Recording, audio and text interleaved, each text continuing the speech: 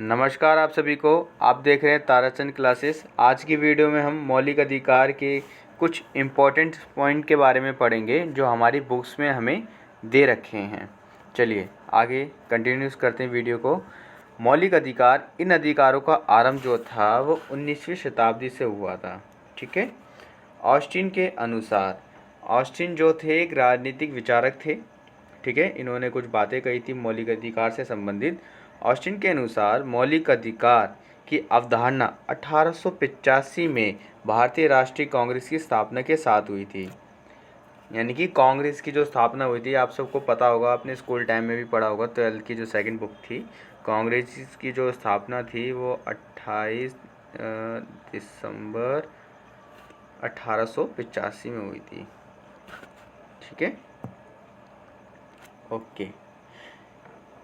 स्थापना के साथ हुई थी, जिसमें भारतीय नागरिकों को भी ब्रिटिश नागरिकों के समान अधिकार देने की बात कही गई थी। ठीक है। यानी कि जो राइट्स ब्रिटिश नागरिकों को मिले हैं वही सारे राइट्स जो हैं भारतीय नागरिकों को भी दिए जाएंगे। ठीक है। इसकी जो अवधारणा है 1885 में शुरू हुई थी, यानी कि 19वीं शताब्दी के आरंभ में कह सकते हो। आगे हम कंटिन्यू करते हैं। भारतीय संविधान विधेयक 1895। ठीक है। भारतीय संविधान विधेयक, और पहली बार बाल गंगाधर तिलक ने भी भारतीय संविधान सभा की मांग इसी टाइम में करी थी, 1895 में भी। चलिए, भारतीय संविधान विधेयक 1895।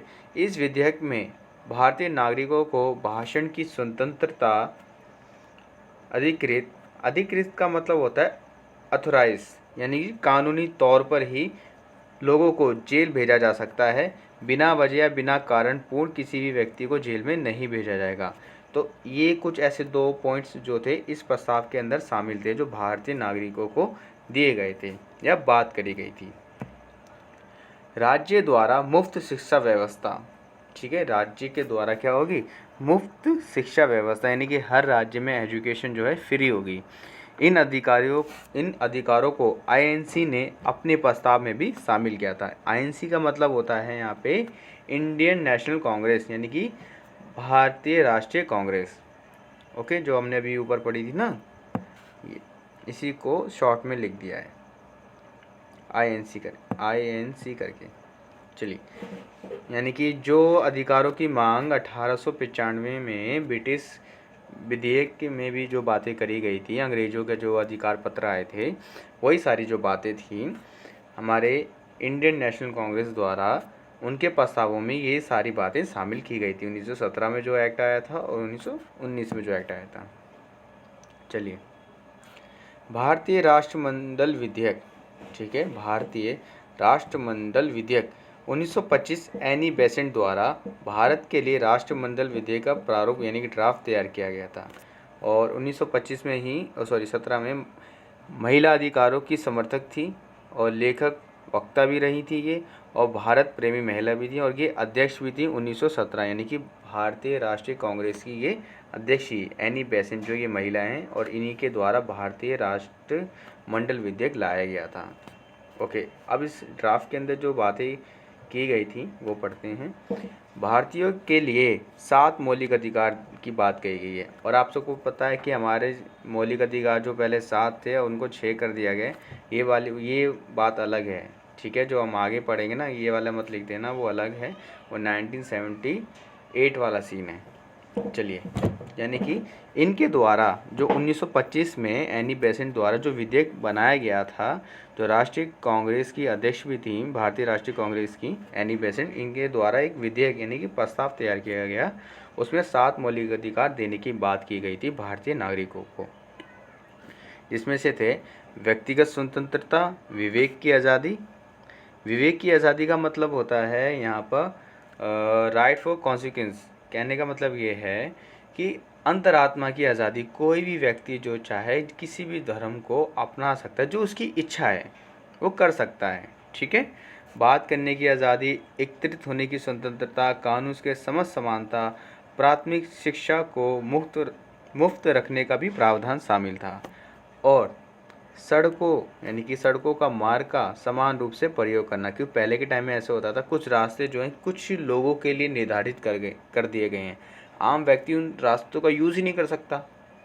तो ऐसे रास्ते भी मतलब कि ये जो अधिकार है बनाया गया कि उन रास्तों का प्रयोग आम नागरिक भी कर सकते हैं। ज़रूरी नहीं कोई विशेष समुदाय के या विशेष लोग ही या विशेष अधिकारी या कुछ उच्च पद के अधिकारी या समाज के विशेष लोग ही उस रास्ते का प्रयोग करेंगे, सब कर सकते हैं। ठीक है, ओके। और विवेक की आज़ादी का मतलब होता है अंतरात्मा, जो एक इंसान की इच्छा है, जो मन से जो काम करना चाहता है, किसी चीज़ को एक्सेप्ट करना चाहता है, किसी भी धर्म को एक्सेप्ट करना चाहता है, मान्यता करना चाहता है या पढ़ाना चाहता है, वो ये सब कर सकता है। अभी तो हमारा भारत जो देश है एक धर्मनिरपेक्ष राष्ट्र है। ठीक है। अगला है नेहरू रिपोर्ट के बारे में। नेहरू रिपोर्ट की वीडियो मैंने बना रखी है, आप प्लेलिस्ट में जाके चेक कर लेना, मिल जाएगी आपको वीडियो। ओके, शुरू से देखते आना, वो मिल जाएगी वीडियो। चलो, और जितने भी स्टूडेंट शुरू से वीडियो देख रहे हैं, थैंक यू, आपने अपना समय दिया, अपनी लाइफ का इम्पोर्टेंट समय, और आपको वीडियो अच्छी लग रही है, थैंक यू। चलो आगे लिखा है सरपू रिपोर्ट, ये तेज बहादुर सरपू इनके नाम पे रखी गई थी सर। ठीक है, सरपू रिपोर्ट 1945, बहुत अच्छी बातें कही गई थी इस रिपोर्ट के अंदर। चलो हम पढ़ते हैं। सर रिपोर्ट 1945 यानी कि सर तेज बहादुर सरपू 8 दिसंबर 1875 से लेके 20 जनवरी 1949, ये इनका लाइफ टाइम था, मतलब कब इनका जन्म हुआ और डेथ हो गई। चलो, ये जो थे एक प्रसिद्ध वकील थे, राजनेता थे और समाज सुधारक थे। ठीक है, समाज सेवक भी कह सकते हैं हम। प्रसिद्ध वकील भी थे, ये राजनेता भी थे और समाज सुधारक भी थे। ठीक है, सरपू रिपोर्ट में कहा गया था कि संविधान के आदेश अनुसार, ठीक है, संविधान के आदेश अनुसार सरकार समाज के दो विभिन्न समूहों के बीच, यानी कि जो हमारे देश में विभिन्न दो विशेष समूह थे, हिंदू और मुस्लिम, ठीक है, के बीच राजनीतिक, सामाजिक, धार्मिक स्वतंत्रता का समान रूप से लागू करें। यानी कि जो भी राइट्स होंगे हमारे देश में इक्वलिटी बांटे जाएं। ठीक है, और विभिन्न समूह हम यहाँ पे राजनीतिक दल भी कह सकते हैं। ठीक है, ओके। समिति का कार्य था कि भारत के भविष्य के लिए संविधान निर्माण के कार्य गति प्रदान करना। ठीक है, समिति का कार्य था कि भारत के भविष्य के लिए संविधान निर्माण के कार्य गति प्रदान करना, यानी कि जो हमारा इंडियन कॉन्स्टिट्यूशन है ना, उसके लिए भाई जल्द से जल्द काम होना चाहिए कि हम भारतीय संविधान दोबारा अच्छे से बना सकें। और जिसमें बोल रहे हैं ना, दो विभिन्न समूह के बीच राजनीतिक, सामाजिक, धार्मिक स्वतंत्रता को समान करना, यानी कि जो भी हमारे देश में विभिन्न समूह हैं, जिन जो दो विशेष बोले जा रहे हैं, उनके बीच में जो भी ये जो राजनीतिक है, सामाजिक और धार्मिक है, और जो अदर पावर्स हैं, वो सारी इक्वलिटी, यानी कि पूरे भारत में सभी नागरिकों को इक्वलिटी पावर से अधिकार बांटे जाएंगे, ये बात है इसके अंदर। चलिए, समिति ने अधिकारों से संबंधित दो सुझावों की वकालत की थी।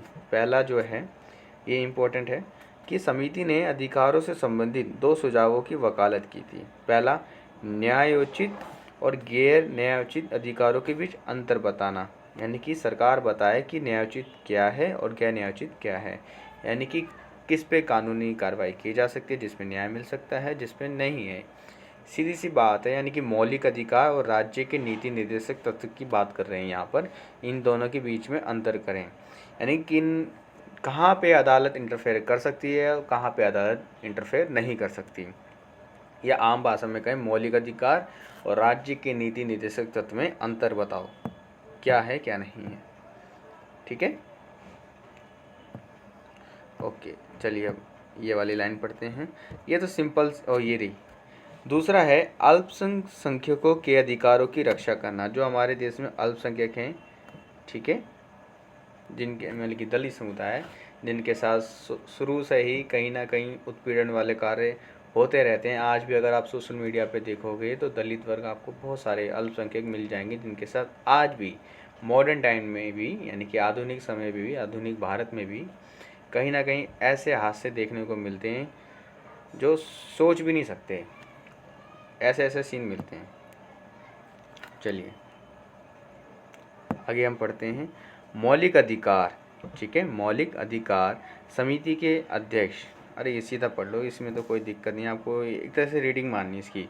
ये जीके में वैसे नॉर्मली क्वेश्चन आते हैं कि मौलिक अधिकारों पर उप समिति, यानी कि इसके जो अध्यक्ष थे वो थे सर जेपी कृपलानी, और मौलिक अधिकारी समिति के अध्यक्ष थे सरदार वल्लभ भाई पटेल।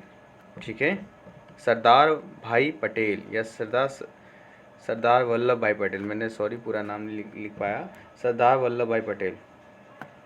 ठीक है, आप यहाँ पर पूरा नाम लिख लेना, सरदार वल्लभ भाई पटेल। ओके, विभिन्न गलती हो जाती है, सॉरी, तो आप इस लाइन को कंप्लीट कर लेना। विभिन्न वर्ग के प्रतिनिधि शामिल थे, विभिन्न वर्ग के प्रतिनिधित्व शामिल थे, अलग अलग महिलाएं भी आम शामिल थीं, जिसमें से कुछ इम्पोर्टेंट महिलाओं के नाम हैं अमृत कौर और हंसा मेहता। ये विशेष महिला जो थी मौलिक अधिकार की समितियों में शामिल थीं। ठीक है, उप समिति के अध्यक्ष जेपी कृपलानी और मौलिक अधिकार समिति के अध्यक्ष सरदार वल्लभ भाई पटेल जी। ठीक है, समिति का प्रभुत्व निर्णय मौलिक अधिकारों को न्यायोचित मानना एवं न्यायाधिकृत अधिकार स्वीकार करना, इस समिति के सुझावों को संविधान के भाग 3 में शामिल किया गया है। ये आपने 11वीं में पढ़ा होगा, और राज्य के जो नीति निर्देशक तत्व हैं वो भाग 4 में हैं। ओके, जो आने वाली क्लासेस में हम पढ़ने वाले हैं, जो कि मोस्ट इम्पोर्टेंट है, एग्ज़ाम में आता है, और मौलिक अधिकार भी आता है। ओके, ठीक है, आई होप आपको ये सारी बातें समझ आई होगी। ये कुछ बेसिक बातें थी मौलिक अधिकार की। ठीक है, तो आप इन सारी बातों को नोट कर सकते हैं अपनी नोटबुक में, जो बच्चे शुरू से नोट करते आ रहे हैं। और नेक्स्ट क्लास में हम पढ़ेंगे मौलिक अधिकार के जो हमारे 6 राइट्स हैं, वो 100% आते हैं। कभी क्वेश्चन आता है ना मौलिक अधिकार क्या है, तो हमें वो बताने पड़ते हैं, और कितने प्रकार के हैं उनकी एक्सप्लेनेशन करनी पड़ती है। ठीक है, तो हम उनके बारे में पढ़ेंगे अगली क्लास में एक एक करके। समानता, स्वतंत्रता, ये सारे इस 6 अधिकार हैं, पहले 7 थे फिर वो 6 हो गए, इन सब के बारे में पढ़ेंगे।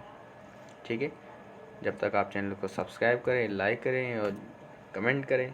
थैंक यू, मिलेंगे आपसे अब नेक्स्ट वीडियो में। Okay, bye bye.